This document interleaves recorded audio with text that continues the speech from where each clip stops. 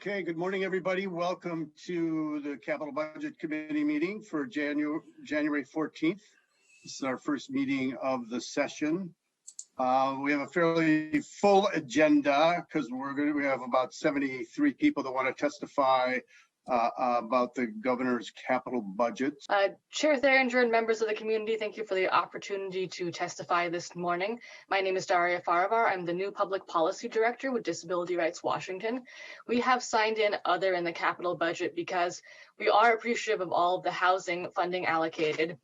We are also appreciative of the funding allocated to create 2 crisis stabilization facilities in King County as part of phase 2 of the True Blood settlement.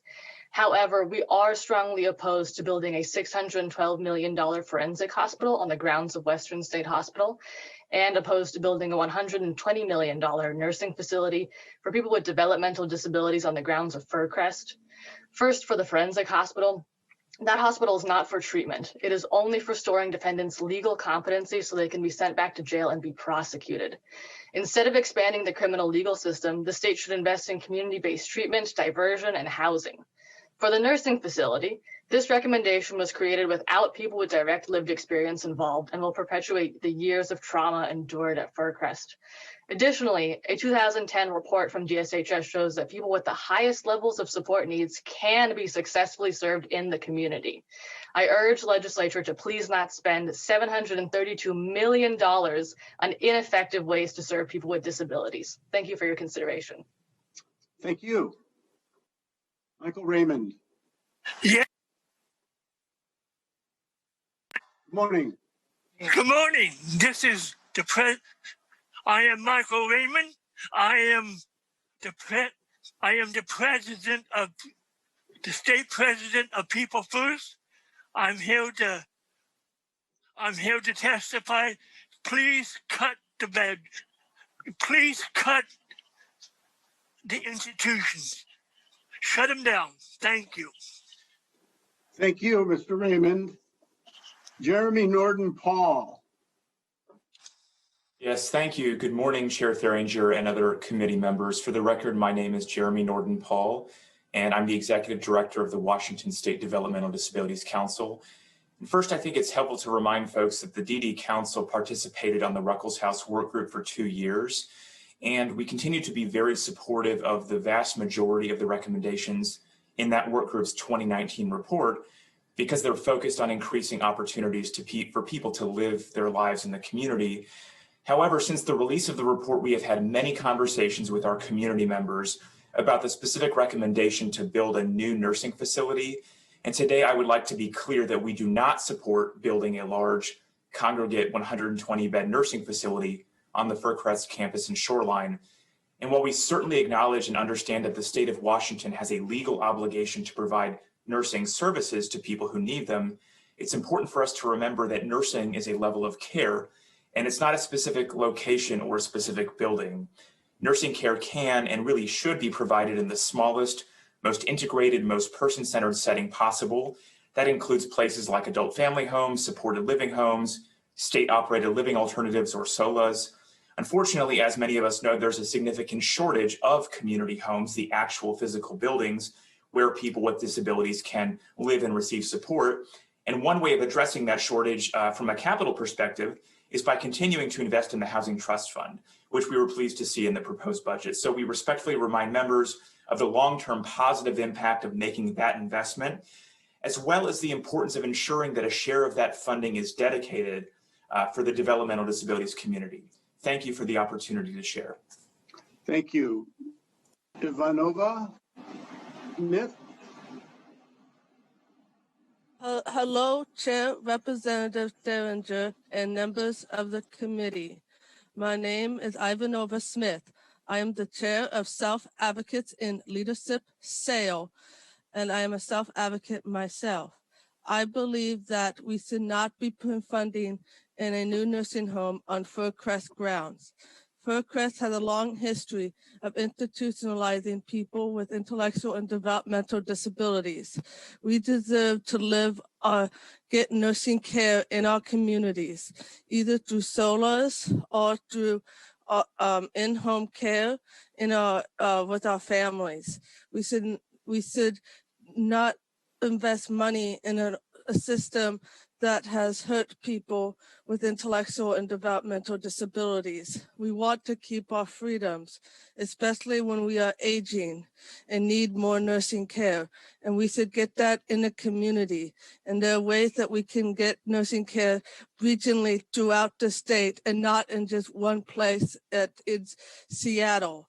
It should be all around the country, all around the state to get care services. Thank you. Thank you, Ivana. Good morning, Mr. Chair. Thank you for allowing me to testify today. For the record, my name is Matt Zievich with the Washington Federation of State Employees. We are here in support of the governor's capital budget, and I think that we support at least a dozen projects that are vital to our state institutions across the state. I just want to elevate three for you today. The first one is the construction of the 16-bed state-operated treatment unit at Maple Lane School. That's going to provide more capacity to do civil commitments within the state safety net. The second is the construction of a 48-bed mixed-use civil treatment unit in Clark County. 16 of those beds are going to be state-operated, and it will do its job to continue to provide mental health treatment and provide a safety net in a wider area of the state. The last one, maybe most important to us, is the construction of the 120-bed nursing facility at Faircrest. We participated in a Ruckelshaus House work group for the last couple of years, and we're one of the few that actually continue to fully support the recommendations of that work group, one of which was the building of this nursing facility. If we don't get this off the ground now, we're going to risk failure of the current Y buildings at Faircrest. So thank you for the time and opportunity to testify today, and I'd be available for questions offline if you'd like. Thanks for your testimony. Diana Stanton and then Alex. Good morning, Chair Theringer and members of the committee. My name is Diana Stanton. I'm the Advocacy and Policy Specialist with the ARC of Washington State, which was established in 1936 to help people with developmental disabilities. We are opposed to the 120-bed facility that's proposed to be built at Faircrest. And although there was the Ruckelshaus House work group for the last couple of years, self-advocates, people who actually live in those state institutions, were not involved in the conversation at all. We would much rather see smaller facilities around the state or homes. There were so many nursing homes that have gone out of business the last couple of years. If we need facilities, the state could easily use those, and people in Spokane wouldn't have to send their loved one who needs nursing services clear to Seattle. We also know that COVID has taught us these large facilities don't work. People with developmental disabilities are more susceptible to COVID and to death from COVID as it is, and putting them in large congregate settings is only making that worse. So it is really not a good idea to create a huge model, $120 million for 120 beds. That's $1 million a bed just to build the facility. That doesn't even count the operating costs. The last thing I want to say is that we really did like the idea of Lakeland Village starting a solar farm. It makes sense to use excess property at the RHCs, the residential rehabilitation centers, for something positive like that. And that money could go into the DD Community Land Trust with whatever extra is made from the solar farm. And we do love the Housing Trust Fund, but there was nothing put into the developmental disability set aside, which would ensure that some of that housing money went for people with developmental disabilities. Thank you for listening to my testimony. Thank you. Alex Mutler. Chair Freemer and members of the Capital Budget Committee, my name is Alex Mutler. I am the Policy Coordinator for Self-Advocates in Leadership, Sale. Sale is opposed to any upgrades to the institutions in Washington. We believe that the money can be better spent in the community. These institutions are abusive of the residents and aren't safe homes. Every dollar to them is a dollar which Sale is opposed to. These dollars reinforce the abusive nature of the institutions. Sale wants to repurpose these funds for people to live in the community.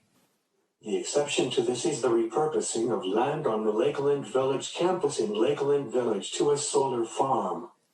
We believe that the project is an example of how a piece of land can be made to fit to the times. Thank you. Thank you, Alex. Good morning, Mr. Chair, members of the committee. My name is Lisa Robb, and I'm a regional ombuds with the Office of Developmental Disabilities Ombuds. Our mission is to inform the legislature's work to ensure safe, quality services and improve the lives of people with developmental disabilities.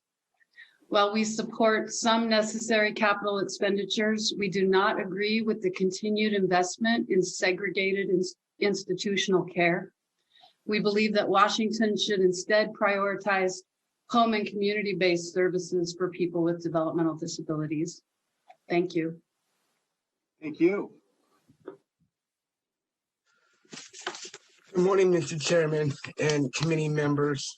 Thank you for the opportunity to speak this morning. My name is Eric Mathis, and I live in the 34th Legislative District in West Seattle. I do not support building new 120-bed facility on Fircrest. I believe instead we should use our state capital housing trust fund to build new community residential buildings like new state operated living alternatives or adult family homes in the community. Instead of putting the money into the nursing homes, I would like to see it put into the community residential housing. I believe people should receive nursing care in the community, not in institutions, because we were treated without respect, not good care when we were in institutions. That is unfair to so many of us. We are humans just like you, anyone else. Thank you for your time. Thank you, Eric. You bet. Shawn Latham.